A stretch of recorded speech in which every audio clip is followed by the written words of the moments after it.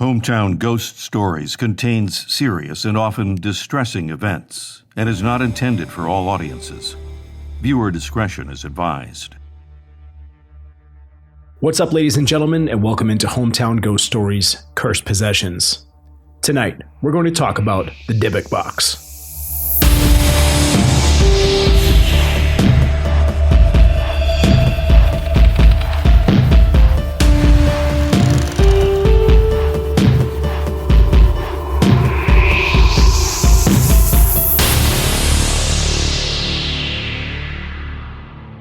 In Jewish folklore, the Dybbuk is a disembodied human, malevolent spirit that wanders restlessly until it finds a haven in the body of a living person. At first, the Dybbuk was believed to be a devil or a demon, which would possess an individual who was already suffering from some sort of sickness. Later, it was believed that these demons were the ghosts of dead people who were not yet laid to rest, and these ghosts became demons. Belief in the Dybbuk seemed to originate in the 16th century. Or at least, that's when it became the most prevalent. Victims in the area of northern Israel, who were suffering from nervous or mental disorders, would be taken to a rabbi who were believed to be the only people who could help them expel the Dybbuk through a religious rite of exorcism. Isaac Luria was a mystic in the 1500s, and he laid the grounds for the Jewish belief in the Dybbuk. He came up with an explanation of why Dybbuks seemed to take human hosts. He also believed that these hosts didn't always have to be human. It was related to the transmission of souls, a process which moves lower forms to higher. Isaac believed that the Dybbuk is the soul of a person who did evil things in life. Due to the crimes or evil acts that they committed, they would not be allowed to transmigrate, so their soul would seek refuge in the bodies of living persons. The entry of the Dybbuk into a person was a sign that said person had committed a secret sin which opened the door to the Dybbuk. It will enter the human body and cleave to its soul, which would often cause mental illness. It would talk through the host's mouth and represent a completely separate personality. Isaac and his disciples wrote down many stories, which included protocols about the exorcism process in relation to Dybbuks. This would either result in transmigration or sending this evil entity directly to hell, ending what Moses Cordovero called an evil pregnancy. So how did we get from demonic possession, rabbis, and exorcism in the 16th century to Dybbuk boxes being sold on eBay in the early 2000s? Well, there were two incidents that seemed to reignite this phenomenon from 2001 to 2004 in Oregon and Missouri. In downtown Portland, a man named Kevin Manis was out looking for small items that he could fix up and sell at his furniture refinishing business. He ended up at an estate sale where a family was selling items previously owned by their grandmother, who was a Holocaust survivor, and she had recently passed away.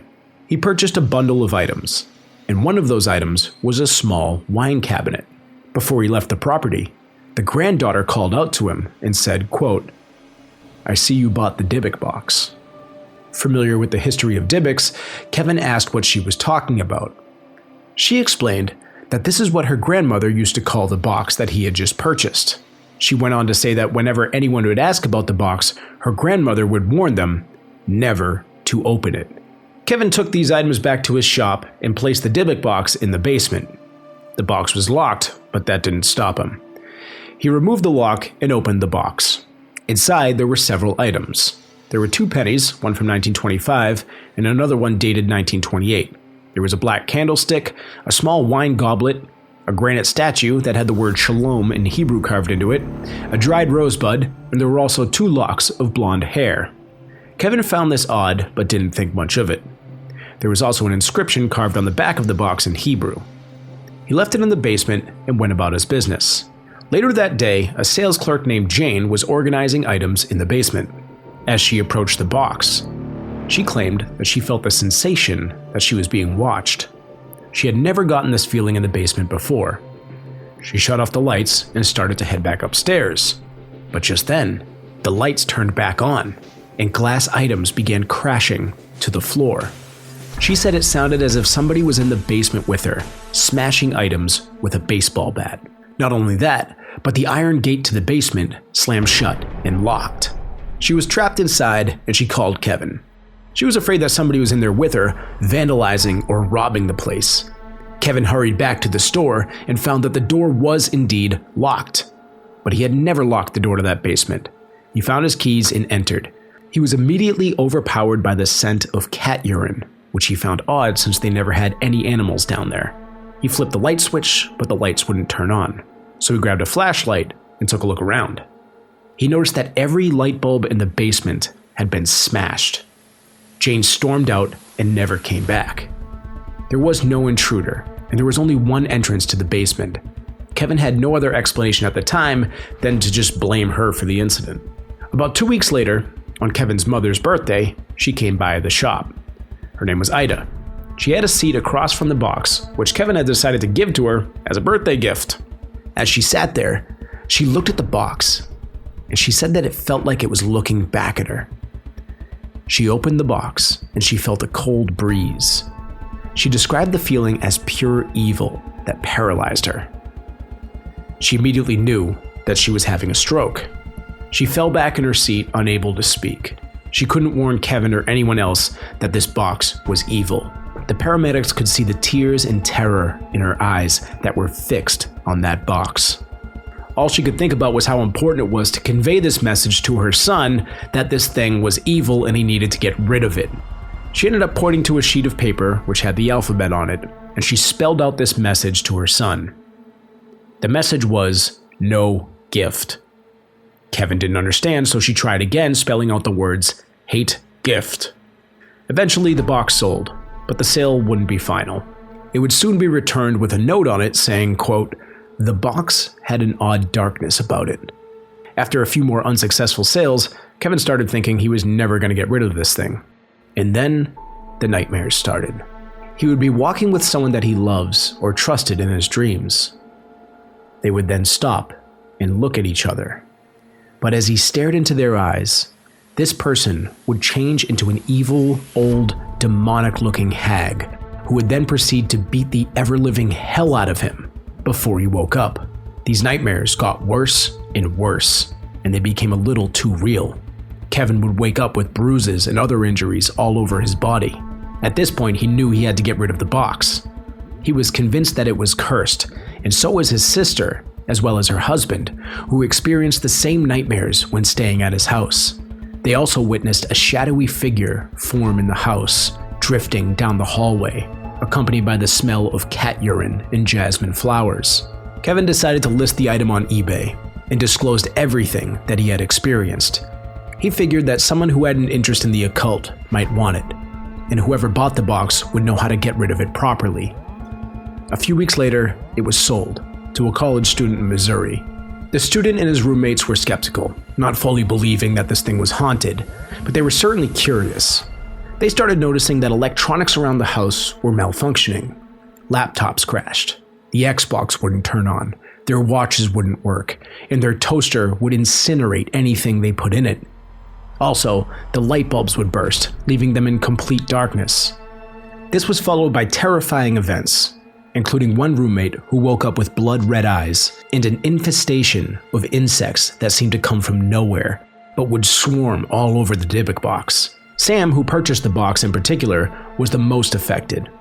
He became more reclusive. He started seeing things out of the corner of his eyes, and his hair started falling out. The images he was seeing out of the corner of his eyes took the shape of a shrouded dark figure that would follow him around constantly. They all decided that it was time to get rid of the box. The next buyer was Jason Haxton, who was following along with Sam's blog, as he was constantly updating everyone on the hauntings that were going on. Haxton was the director of the Museum of Osteopathic Medicine in Kirksville, Missouri, and he had an interest in these sort of items. The box arrived in Missouri, and Jason immediately examined it under a black light. He found traces of candle wax, which led him to believe that this box may have been used in some sort of ritual at some point. Within days of this box being in his museum, the computers were crashing. Light bulbs began flashing and bursting around the Dybbuk Box. The staff felt that their energy was being drained. Haxton knew he had to take this box out of the museum for their own safety. He put it in the back of his truck and took it home. He started having nightmares of old women with sunken eyes. Their faces would evolve into ghastly injuries as if their flesh was being torn and ripped from their faces. Then the nightmares would repeat themselves over and over again, all night long. In one particularly horrifyingly vivid nightmare, one of the old women drove her fingers into his eyes. When Jason awoke and looked in the mirror, he was horrified to see that blood was dripping from both eyes. A few nights later, he was watching TV with his son when the two of them saw a black mass form in the living room. This foggy silhouette took the form of the old woman from his nightmares. This was the last straw. He had scientifically and forensically investigated the box and had no explanation. This had to be something paranormal. He brought the box to an abandoned rental property and placed it in the basement. When he returned home, he became ill and his wife broke out in a brutal rash. So Jason did some digging and found out that Kevin was the one who originally posted the item on eBay. He reached out to him, determined to get to the bottom of this. Kevin agreed to go back to the house where he originally bought the box. He was greeted at the door by an old woman who introduced herself as Sophie. She was the cousin of the original owner who had passed away. They had lived together in Poland prior to World War II. One of the things they would frequently do back in Poland was try to make contact with the spirit realm. They had made a Ouija board of sorts out of a tablecloth with embroidered letters. The first few times they tried it out, they had no luck. But one night, they swung a pendant that was attached to a chain over the top and started asking questions. To their surprise, they made contact with a spirit that kept spelling out the same message over and over again. The message read, "Release me." They were understandably concerned about this message, so they contacted a rabbi who believed that this was a Dybbuk who was trying to grab hold of one of their souls. With the help of the rabbi, they performed a ritual to trap the Dybbuk inside of a box. That box was this wine cabinet.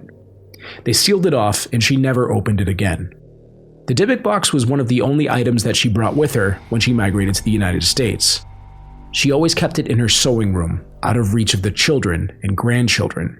She even requested upon her passing that the box be buried with her, but this wish would never be fulfilled due to Orthodox Jewish burial customs. Sophia warned Kevin not to open the box because whatever was inside was evil, but obviously this was far too late. Kevin explained these developments to Jason, who contacted various rabbis to find out how to seal the box for good. Haxton sold the rights to the entire story to Hollywood, and the Sam Raimi film The Possession was released in 2012. This was an okay movie that was loosely based off the timeline of the Dybbuk Box and the hauntings that surrounded it. Haxton later sold the Dybbuk Box to Zak Bagans to display in his haunted museum. In 2018, Post Malone joined Zak at the museum for an investigation, where they removed the glass case surrounding the Dybbuk Box. Post was clearly not comfortable with the situation, and he wanted out of that room. A string of bad luck followed Post Malone after this experience, where his house was broken into, he got into a car wreck, and his private plane had to be grounded after a mechanical issue. Several of these incidents could have resulted in his death. Post and his fans believe that he may have fallen victim to the curse of the Dybbuk Box. The box remains at Zak Bagans' Haunted Museum in Las Vegas to this day, and staff as well as visitors are convinced that there is still something evil surrounding this cursed possession. And then there's the theory that this whole story is a hoax. According to Chris French, who's the head of the Animalistic Psychology Research Unit at Goldsmiths College, quote, "Owners of the box were already primed to be on the lookout for bad stuff. If you believe you've been cursed, then inevitably you explain the bad stuff that happens in terms of what you perceive to be the cause. Put it like this, I would be happy to own this object," end quote. Kenny Biddle, who wrote a column in the Skeptical Inquirer reviewing the Dybbuk Box, says that the box is not a haunted Jewish wine cabinet, but instead it's a minibar from New York. He believes that Kevin Mannis created this whole story to sell an ordinary and incomplete minibar. His main piece of evidence was a screen capture of a Facebook post, allegedly from Kevin himself, made in 2015, which states, quote, "I am the original creator of the story of the Dybbuk Box, which appeared as one of my eBay posts back in 2003. How about this? If you or anyone else can find any reference to a Dybbuk Box anywhere in history prior to my eBay post, I'll pay you $100,000 and tattoo your name on my forehead." In 2021, Mannis apparently also told writer Charles Moss that the box was his own creation. Quote, "I am a creative writer. The Dybbuk Box is a story that I created. And the Dybbuk Box story has done exactly what I intended it to do when I posted it 20 years ago, which has become an interactive horror story in real time." So what do you think? Could this whole thing be a hoax? If the guy who originally posted this thing on eBay is now saying that he made the whole thing up, it certainly leaves some questions to be answered. But it does make me wonder. It wasn't Kevin who sold this story to Hollywood. It wasn't Kevin who sold this box for an undisclosed amount of money to Zak Bagans. That was Jason. Jason is making the money off of this thing. To me, it sounds like maybe Kevin is a bit bitter that his story has become so profitable for some guy that he's never really met before. Is it jealousy? Is it a curse? Is it a hoax? Stick around as Rob, Dave, and I debate whether or not this is a real hoax or a real cursed possession. I'm Jesse Wilkins, and this is Hometown Ghost Stories, Cursed Possessions, the Dybbuk Box.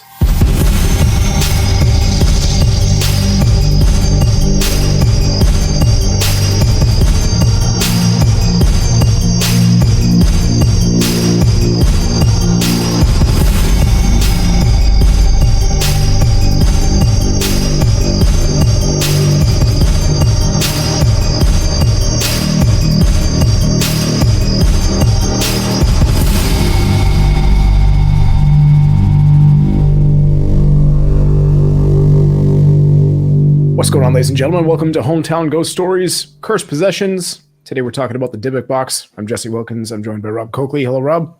This is a really interesting one that you found. I'm glad we're covering this. We're also joined by Dave. Hello, Dave. What's going on?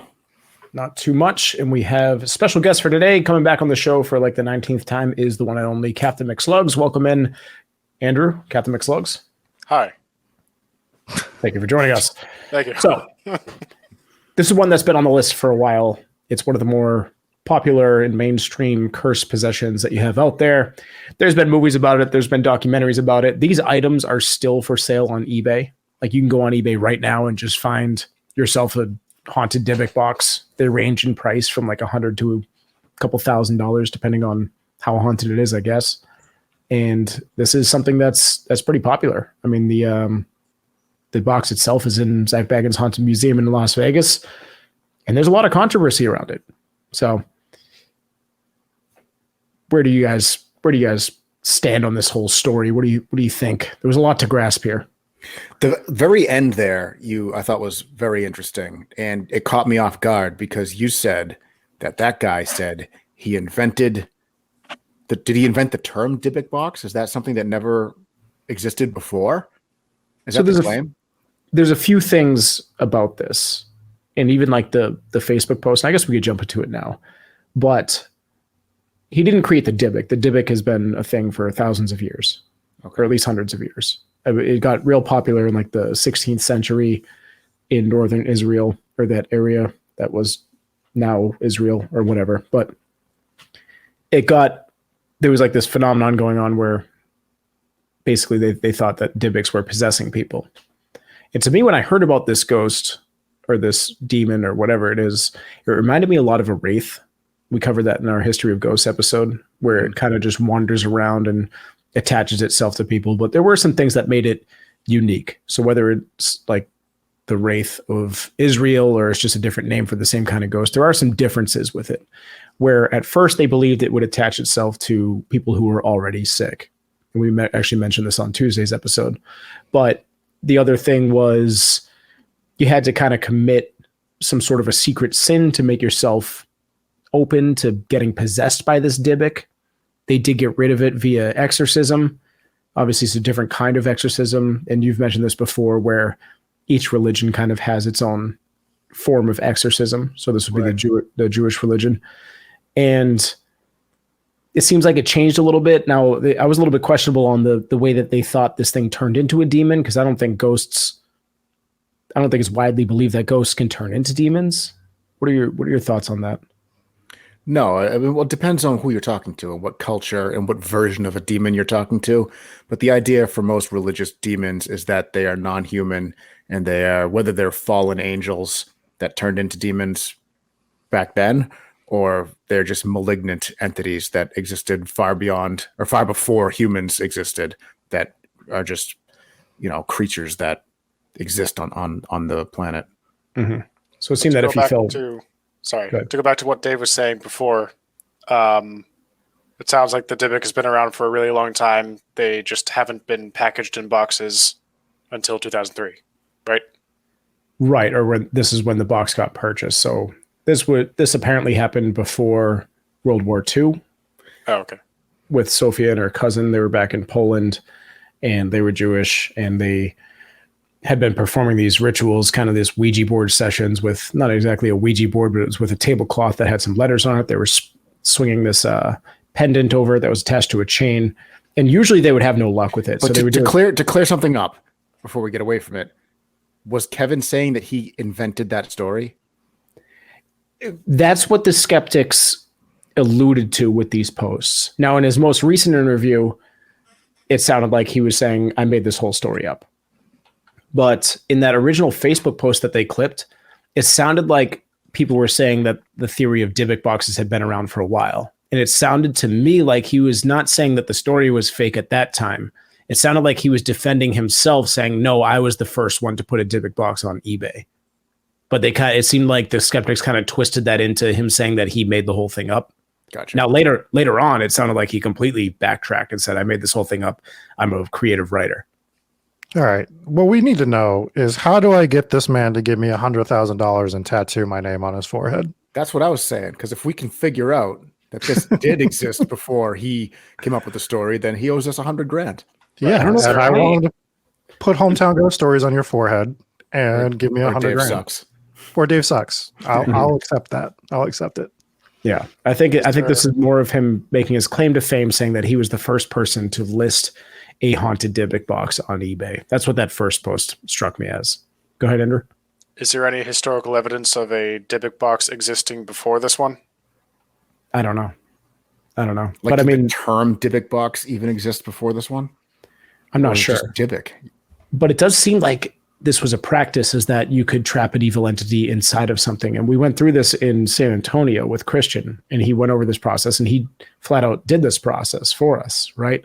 So he did his ritual and conjured up a kikimora and put it in the box that is now at Andrew's house. But even this happened after all the Dybbuk box stuff came out. So the idea that you could do that had existed. Now, I know when they're doing exorcisms, one of the practices that they'll do is they will take the spirit, or they'll exorcise the spirit out of a human and into an animal, right? Like they use chickens sometimes, they use pigs. So the ancient theory is you can get rid of the demon and you can expel it from a human, but you have to put it into another living being, because a demon's not going to be dumb enough to possess an inanimate object. So was the Dybbuk box the first time that a malign spirit was bound to an inanimate object? I would wager that it is not. I'm just thinking that what he's claiming and what this $100,000 deal is that he was the first one to put one up on eBay, and now they're all over eBay. I screen grabbed a post of an actual box for sale on eBay right now, but there was a whole bunch of them. I may be able to clarify this a little bit. So in 2014, a skeptical author named Brian Dunning investigated the Dybbuk box legend and determined that the whole idea of the box being inhabited by a Dybbuk is nonsensical, according to what a Dybbuk is supposed to be. The Encyclopedia Mythica describes it as a, quote, disembodied spirit possessing a living body that belongs to another soul, end quote, and usually talks from that person's mouth. An important 1914 Yiddish play, The Dybbuk, was about the spirit of a dead man who possessed the living body of the woman he had loved and had to be exorcised. So nowhere in the folklore literature is there precedent for a Dybbuk inhabiting a box or any other inanimate object. Yeah, but that doesn't... well, they had been performing exorcisms on these folks for a while, right? Hundreds of years. So, like Dave's saying, that you could pull it out of a victim and put it into an animal or something.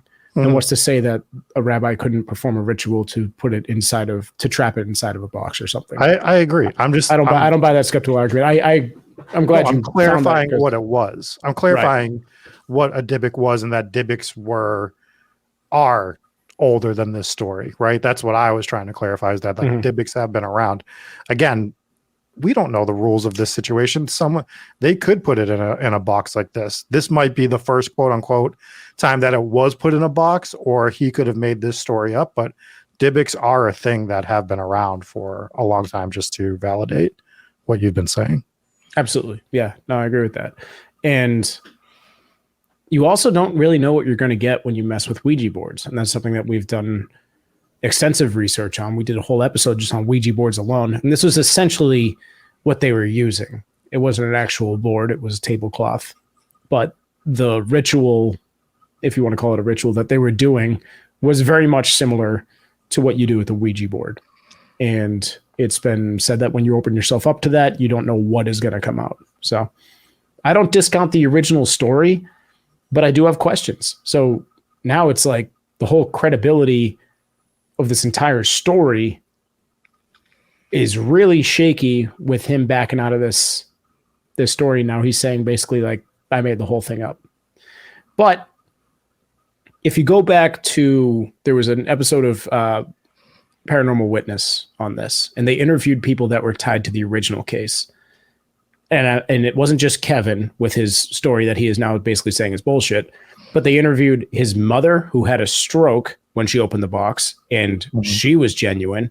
They interviewed Jane, who was the clerk who was working in the basement when the box first got there and all the light bulbs started smashing, and she was genuine. And it seemed like a real authentic interview process. So were they all in on it? I mean, did Kevin say, hey, I need you guys to lie about this? Hey, Ma, I need you to lie about having a stroke. The stroke could have been coincidence, right? It could have been coincidence, but the woman was terrified, and she was convinced that this box was the reason. And she had said when she opened it, there was a cold breeze that rushed out at her and pushed her back into a chair, and she just had a stroke in that moment. It could have happened. You're right. I mean, she was an elderly woman. There was the picture that I included of the older woman in the video portion of this. That was her.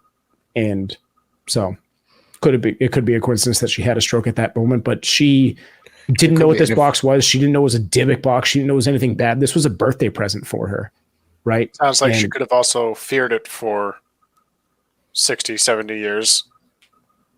And I don't know, maybe the stress built up, and when she finally opened the box. No, we're talking about two different people. This is a woman.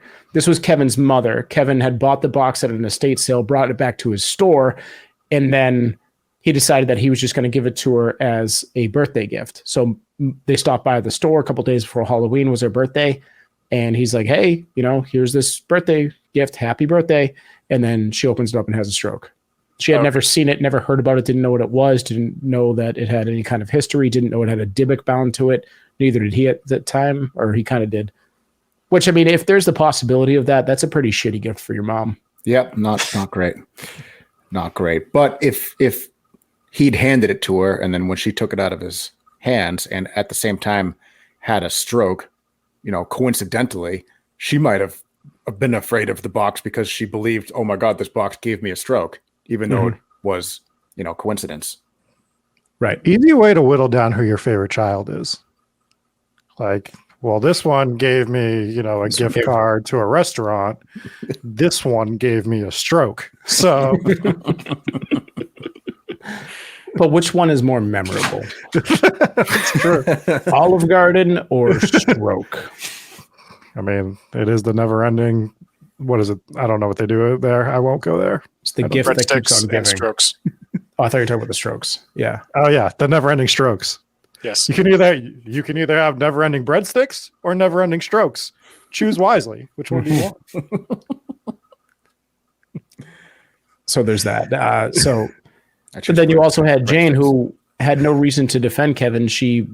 At that point, she had quit and she never went back to the store. So why is she going to lie about this? I don't know. And then from that point, he listed on eBay, and these college kids buy it. It seemed like they were kind of buying it as a joke or something fun to do. Yeah, sounds like something we would have done back in the day. Yeah. I mean, we literally just bought one last year. So I wouldn't rule it out. Sounds like something we would do today. Yeah, back in the day. 20 episodes ago, anyway. But these guys bought it, and they also had experiences, and they were live updating this on a blog, and it gathered enough attention to where the next buyer was following along with these guys' posts. But he started experiencing these nightmares, and the nightmares are pretty terrifying and very similar to what Kevin had claimed that he was having. Full disclosure,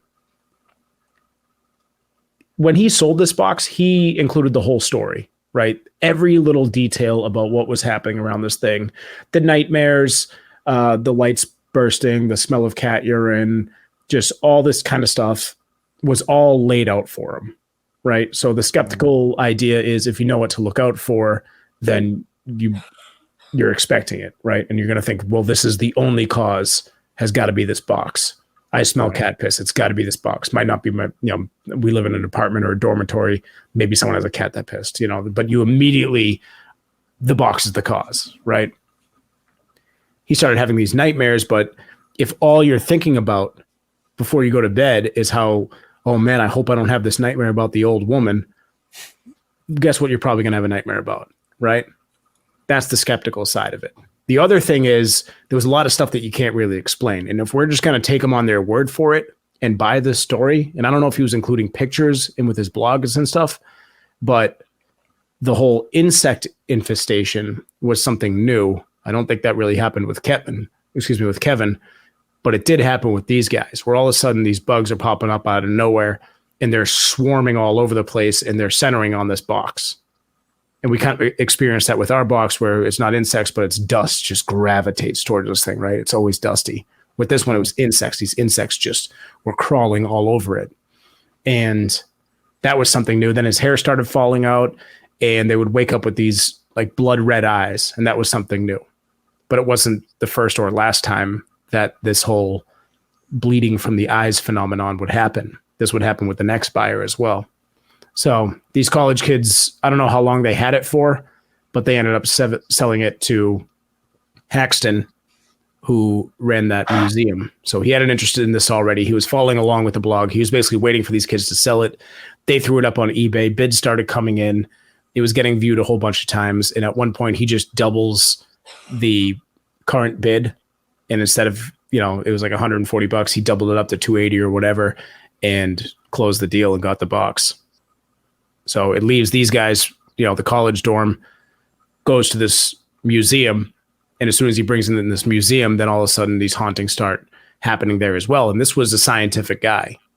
He was interested in this stuff, but it seemed like he was more of a guy who was interested in proving that it was a fake and proving that there was something scientific behind all of this. There was an explanation for all of this. Can I just cut you off? Because I want to talk about the college kids real quick.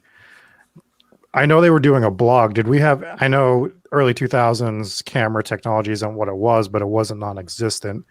Were they documenting any of this via video that you saw, or is this just literally all blog and stories that we're going off of? I didn't see any of the original content from them. I'm not sure if it's still out there or not. Okay.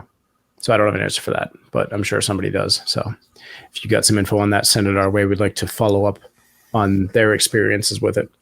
It's hard to take a bunch of college kids who kind of bought this thing as a joke anyways, and it seems like they might have had some motivation to keep these stories going. If they're getting a bunch of clicks on their blog, all of a sudden they're getting some publicity out of it. Might have been a little bit of clout chasing. Maybe they were making up some of these stories. But they interviewed one of the roommates. They didn't interview the kid that actually bought the box and was being heavily affected by it. His name was Matt. I haven't seen any interviews with him, but I have seen interviews with his roommates who backed up these stories. And he was saying that like towards the end, they were really worried about him. Like he was becoming reclusive. He was depressed. He was by himself a lot. And he started seeing these shadow figures out of the corner of his eyes. And it got to a point where he said they were following him nonstop. It wasn't just something that he would see flit by in the corner of his eye. This was something that was fixated and following him. And he couldn't sleep. He would go in to his roommate's bedroom and just sit on the edge of his bed because he didn't want to be alone with these ghosts. And when he sat on the bed, he said it was the only place that he felt safe, but that didn't stop these shadow figures. They would just stand in the room with him. It's like this kid was going out of his mind. So they all collectively agreed to get rid of the box at that point. That's terrifying. Weren't there some stories from these college kids that they also started being affected, or am I combining two different? You might be right about that. No, I thought they were all affected. Just one in particular was like more heavily exceptionally. Affected. They were all seeing the things. I don't know if they all got sick, but they might have. But they were all experiencing electronics malfunctioning. Their watches weren't working. The Xbox wasn't working. At least one of their laptops completely crashed. Everything started going wrong in this house. What's funny is they had the haunted toaster, which anything that they put in it would incinerate it. And I was thinking about how I just posted like a joke video on Facebook, on our Facebook group, the Hometown Ghost Stories group, with this woman who had her haunted toaster. And I don't even know what that was from, but it was a hilarious video. And they're like, are you going to get rid of it? She's like, no, it still makes good toast most of the time. But she clicks the thing down to toast the toast or whatever. And you see flames shoot out of it. So all I could think about when I'm recording that part of the episode was this insane toaster. It's the ghoster. The ghoster. Nice. Pulted toast. Not good. Oh, that's all right. So they sell it to this guy. And like I said, he's like a scientific guy. So he brings it in. And immediately everyone in the office starts feeling that their energy is drained. The lights start going crazy, which was the common denominator with all these hauntings. The light bulbs are literally bursting inside the office. And Toastergeist is what you wanted. That's what I was That's so much better. Get in line, Rob. We were all going to say it. We were all going to say it. I saw you all stirring. I'm like, something good is coming. You all had the same joke in mind. The Toastergeist. Very good. So he found traces of wax on this thing, which led him to believe that it was part of some sort of a ritual at some point. And now when you see these Dybbuk boxes for sale, they are covered in wax. And it does make it look significantly more creepy. So if ever we want to creep up our little poltergeist box there, Andrew, just pour a bunch more candle wax on it. I don't know if that's... Really piss it off. Just really do. I don't know if this is recommended. So if you're listening to this... Wax is what we use to seal it. Right. But we didn't use enough according to all of these images. They put like voodoo dolls on top of these things now, and they just cover these things in wax, just sealed shut. I like how demons can possess a person, make them crawl up walls, give them inhuman strength, can like predict the future, it can predict impossible events, and then you put it in a box, but it can't get out. All right. Well, what I would like to do... It can't use any of that inhuman strength to break through candle wax. Right. Or, okay, here's one. It can walk through walls when it's in ghost form, but it can't get out of a box. It's like lobsters are immortal unless killed, but defeated by elastics. Yeah. Yep. Do it, Dave. Do it. Rob, you had an idea. What was it? Fine. Dave wants to talk shit about these boxes. There it was. I think we should put Dave in a box, seal it with a bunch of wax, and see if he can get out. I bet he does. I don't think that's going to stop him. But he gets elastics over his hands. Yes, with elastics. Yeah. Seal that bitch shut. Good luck, Lobster Dave. I'll break out. I just won't be able to lobster dance. He won't be doing his lobster dance when he breaks out. No victory dance for Dave. So where are you on this, Jesse? Do you think it's a hoax? Do you think it's real? I think there's something there, because for everyone to experience this stuff, I don't know if he accidentally put the wrong kind of items in a box to make this thing have some sort of bad aura to it. Maybe his original story is true. I do find it really hard to be like, well, now he's lying about his story being fake. It seems much more likely that his story was just fake. But it doesn't add up with all of the things that have happened with this box. And it just seems to me, and I mentioned this at the end of the video, it seems to me that he's really jealous that his story is now being made into Hollywood movies. This guy, is it Jason? I now forget. But the guy that No, Kevin was the original guy. I think Jason's it's the one Jason. who sold it to the. Yeah, Jason's the guy making all the money off this thing. He wrote a book on it. He sold the movie rights. He then sold the box to Zak Bagans for an undisclosed amount of money, which this is like the centerpiece to his museum right now. So I can only imagine that he probably paid a pretty hefty sum of money to it to obtain that item. So it seems like, to me, I feel like Kevin's probably like, dude, what the hell, man? This was my idea, right? And he's probably pissed that this guy is making all the money off this stuff. He probably made a decent amount of money. And it seems like he's bitter about it. And he's fighting back online now. After, by the way, he was also on the Paranormal Witness episode telling his whole story behind camera again. This wasn't even that long ago. And saying it was all true. So it's not like he's been denying it since he got rid of the box. He's simultaneously trying to get famous off it while being bitter about not being famous on it and just telling contradicting stories.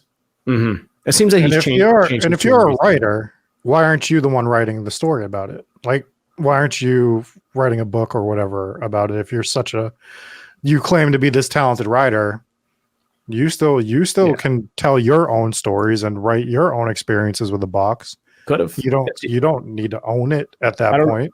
Yeah, I don't know if because Jason had sold the rights to the story that ship has sailed or not, but not to yourself. You can't. Right. I can't go out and sell a story that involves you, and then you can still go do what you want to do with your personal experiences. How much you want to bet he did write a book or did try to write a movie and it just sucked? And now he's pissed off that Jason wrote the good one, and he's just a bitter dude. That's kind of what I gather. You know what this kind of reminds me of is Amityville, when the lawyer got cut out of the book deal and immediately turned bitter and then started going around saying it was all a hoax. And he was like the one who started the whole Amityville as a hoax thing for a very similar reason. I'm sure you see this kind of stuff all the time. It does make it harder to believe, but I think he just strikes me as a bitter person. Andrew, where are you at on this? I have to agree with you. If I sold mine and someone cashed in on it, I'd probably be upset too. Yeah, that's a good point.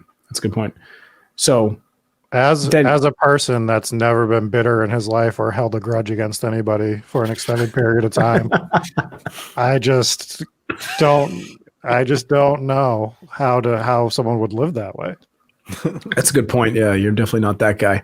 And then you had the whole Post Malone thing. So this was a subject that I didn't really know where to put it. It fit into every category. Could have been a dark mystery. It's definitely a cursed possession. And it also could have been celebrity hauntings. You had Zak Bagans and Post Malone involved with this thing. So neither of them are dead. Right. Made a great celebrity haunting episode. Oh, well, it's haunting a celebrity. So I guess it fits best in the cursed possessions, I believe. Yeah, you put it in the right place, but that would have been an interesting twist on the celebrity hauntings. Yeah, the Post thing made national news a bunch of times. TMZ was covering it. I believe I pulled that from ABC, the video footage that I used there. It made it all over the place because right after that episode aired in 2018, his house was broken into with people targeting him. I don't know if they were going to kill him, but I don't think he was home at the time. Then he got in a bad car accident, survived that, but it could have been fatal. And then his plane almost crashed. So they had to emergency land it. It was a private plane with just him and his crew on it. And it was all these things happened back to back to back. And everyone's like, what the hell's going on, dude? You're having some serious bad luck.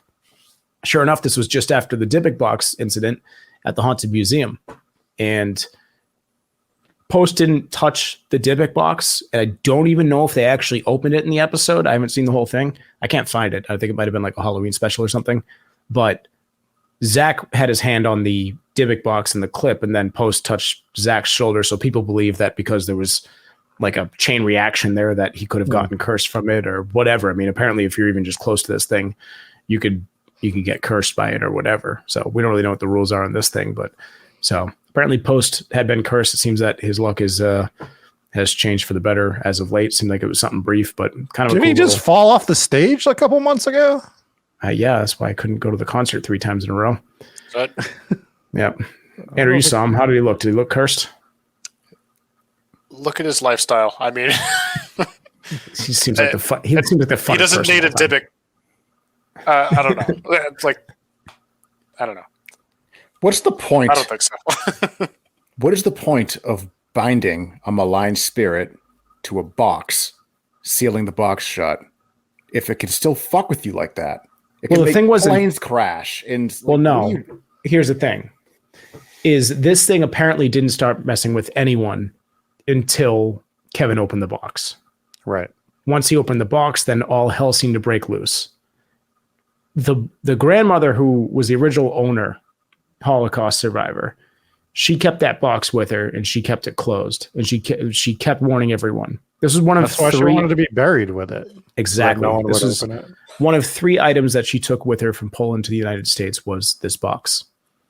This is assuming that this woman even exists, right? Because now we don't know if this story is true or not. But apparently she had said that she wanted to be buried with it. Allegedly, Orthodox Jewish custom says you can't be buried with items like this. I'm sure it's kind of a pain to just wedge a giant wine box into your casket or whatever, So they denied that, but we don't know if this story is real. So it's tricky. It's a tricky one. How was our record keeping back in the 1940s? Mm-hmm. Yeah. Better than the 1840s. Definitely better than the 1840s. Which is astronomically better than the 1740s. Yeah. Let's not even talk about the 1640s here. All right. Yeah. Which is actually around the same year that the Dybbuk started getting popular. Anyways, didn't think we backtrack that far. I think not. Look at but that. They weren't packaged. They were never packaged in boxes. They didn't package. You couldn't just go UPS in your Dybbuks around. Like you could in 2022. Yeah, that's right. Yeah. So if you're interested in this sort of thing, you can go ahead and buy yourself a Dybbuk box. They are for sale all over the place, whether or not they are legit. That is interesting. And another interesting detail about probably purchasing. Not. I'm going to be honest. Yeah, probably if you're not. buying it on eBay, 99.9% chance it's not legit. Well, this is an important. Go get one on the dark web. This is an important detail. Go dig up a grave that was buried with one if you want a real Dybbuk box. Let's just start with this. Apparently, according to witchcraft, you're not supposed to actually purchase one of these. If you purchase it, then it kind of like null and voids the demon or something. Yeah. This was according to a documentary that I just watched on this. Apparently, you're supposed to technically trade for it. And if you remember when we dealt with Christian back in the San Antonio episode, he's like, I recommend a donation for a trade. He's like, I'm not selling you this. You are trading me money. And this was actually we're like, okay, sounds like we're buying it, but sure, here's the trade. I will trade you this money for this item. But it's an important detail because you're not supposed to buy things with this situation. You're supposed to trade for it. So you are trading something to get something. Right. Yeah. Maybe Christian just didn't want to pay taxes. That's what I thought it was. But now that I read this detail, there's an interesting kind of found footage movie that I had just watched. It was only about an hour long. It was okay. It's better than some other found footage stuff that I watched. But the video is... What? Did you guys hear that? Yeah, yeah, Jesse, I think you were just possessed by a demon. Why? What I don't know what. It was. Wait till you go back and listen to that. Yeah. I mean, keep this in because... What happened? Insane. You were a demon.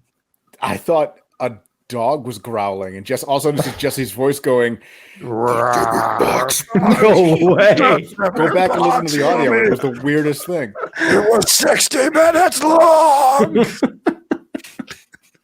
See, we started talking about trading for objects and not actually using currency.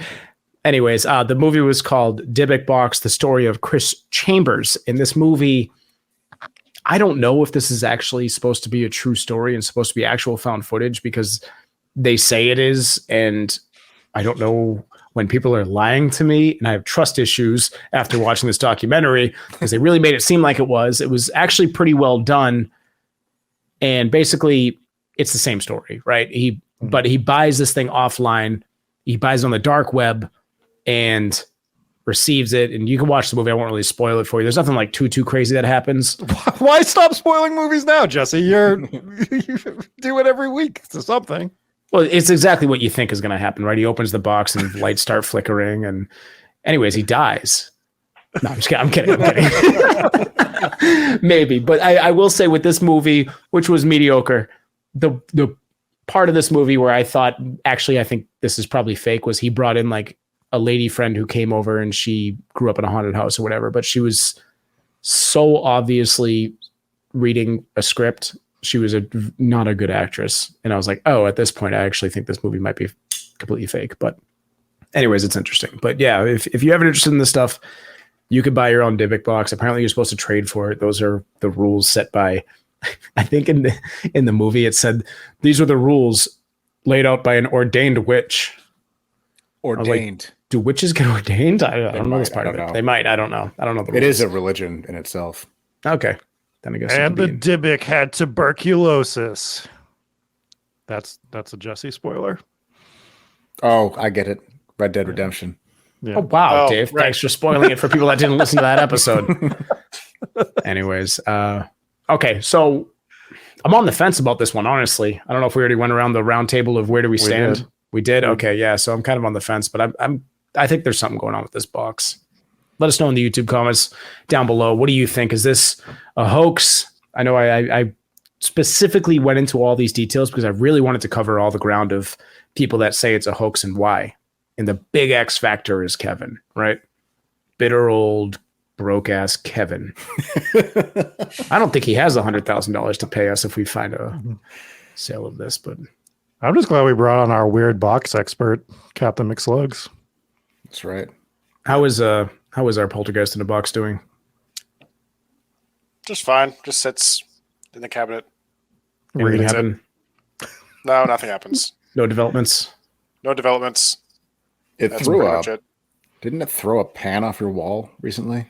You sent me the video. Oh, yeah. Shit just falls off my walls in this house. I don't know. But whatever. Yeah, nothing happened. No developments. Just extreme poltergeist activity. Other than that, just flies around. Big tornado. You know, it's just whatever at this point. All right then. Well, I think that'll pretty much do it. Anything else on this one, gentlemen? Gonna do it for me. All right, let's thank our patrons real quick. We have Allison V, Jeannie R, Justin T, also Justin T, Lisa J, Mallory K, Mike Oubliette, Blake, Mom and Pops W, Robert H, Stephen V, Demon King, and Irish Assassin Gaming. Also Robert H, if I didn't just say that. Those are our VIPs. Thank you guys so much. We appreciate you.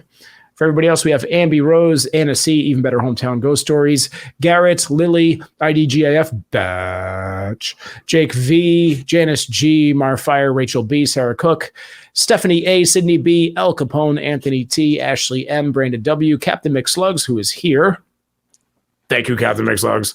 We have Brennan B, Cody G, Eric S, Huggy Bear, Joe R, Kiralee J, Mark M, Matthew T, Mariah M, Papa Squatch, Paul from St. Louis, Sarah R, Scotty L, Solar Flare, Soph, Hooper, and I believe we actually just got one brand new one as we were doing this episode, which is Donnie N. Thank you so much, Donnie, and welcome in. Also, big shout out to Mallory for, I believe she bumped up to the $20 pledge to the VIP section. So thank you, Mallory. And yeah, we appreciate you guys. We'll be back on Tuesday, brand new live episode. You can follow Captain McSlugs on TikTok and Instagram. Just search Captain McSlugs and you will see all of his ridiculous accordion videos, as well as many outfits that you've seen in stock footage on Hometown Ghost Stories, because Captain McSlugs is our resident. Hey, do you have a costume of this guy? And he always does. Real quick, I just want to bring up the Patreon as we went over all the members. We're going to be doing some extra stuff for them as well, and it's going to be pretty much not told to them until the day of or the day before, and it's some fun stuff. It might be a movie watch along. Might just tip off what it is real quick, but we might be doing a movie watch along with some of our Patreon members soon. Sounds like fun. It shall be a good time. Yep. Well, for myself, we're going to show up at your house unannounced. 1 hour and a Dybbuk box. Pop out of that thing with wine bottles. Time to watch a movie. So, anyways, for Rob, Dave, myself, Captain McSlugs, and broke-ass Kevin. We'll see you guys on Tuesday for another live episode of Hometown Ghost Stories. We'll see you.